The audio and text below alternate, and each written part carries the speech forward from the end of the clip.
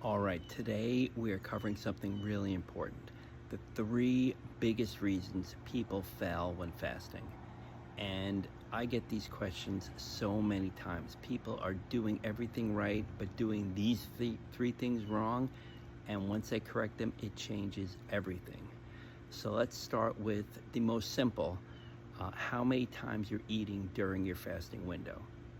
I recommend 2 times during an 8-hour window. Some people, they just graze the entire time. They feel they have an 8-hour window or a 6-hour window, and they just eat almost constantly during that window. And what that does is it just keeps insulin spiked the entire time. So you never, even during your window, get a chance to jump back into fat burning. And the insulin is so elevated from the foods you eat that when your eating window closes, it could take you 12 to 14 hours before you're actually burning fat. And at that point, you're almost back to your eating window again.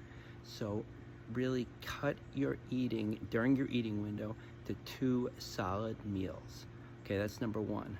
The second one, let me see which order I want to do this in. Okay, I think this is kind of important, is the order you eat your foods. And you think, what does that even mean?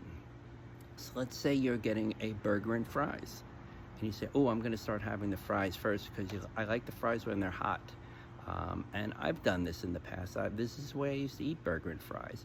I didn't like cold fries, so I would eat the fries first while they were still warm, and then I'd have the burger. The problem with that is when you're eating these carbohydrates in the form of French fries, or it could be really anything that you're eating that is simple carby, is that even a term?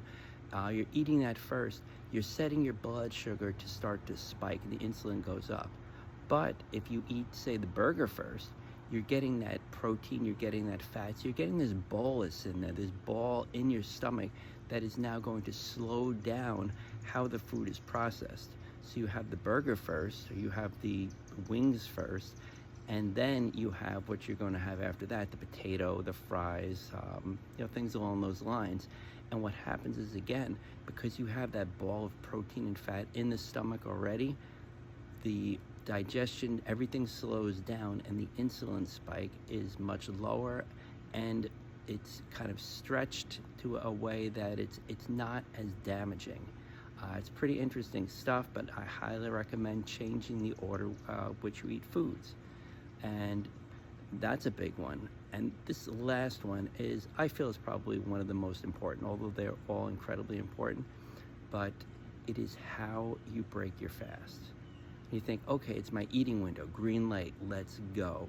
And that's really a bad way to look at it, because if you're breaking your fast and you're jumping in with, again, you're having those fries first, you're diving into a high carb, so I'm going to have this delicious smoothie or something like that, finally I can eat.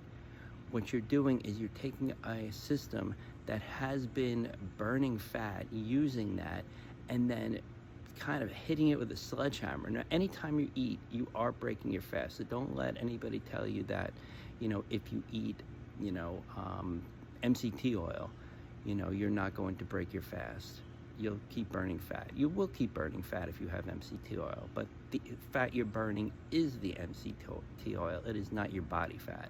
So certain foods can keep you in fat burning, but the fat you're burning is not your body fat. It's the fat you just ate. But breaking your fast with a very high sugar meal, again, a shake or something like that, is the wrong way to do it, because, again, you slam the brakes on anything your body was doing. Now, you don't reverse. You're not all of a sudden going to reverse the previous 12 hours of fasting, but you do slam the door on any continued benefits from that. So what I recommend you do is, it's actually, I'm going to leave this as sort of a cliffhanger. So how I recommend you break the fast is actually in my 2-step insulin protocol. It is free. There's no, clickbait here. It explains it much better reading through it than I'm going to do here in a few seconds. So just grab that, because that is going to not only tell you the best way to break your fast, but the best way to make the most of the the entire process. So it's a, like I said, it's a two-step process. So it's a before you eat and an after you eat, and you put those two things together, and it literally changes how your body processes what you just ate.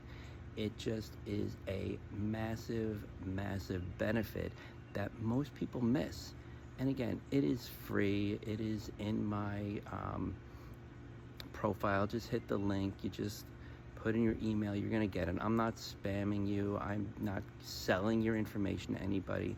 But I want you to get this, because this is so, so important.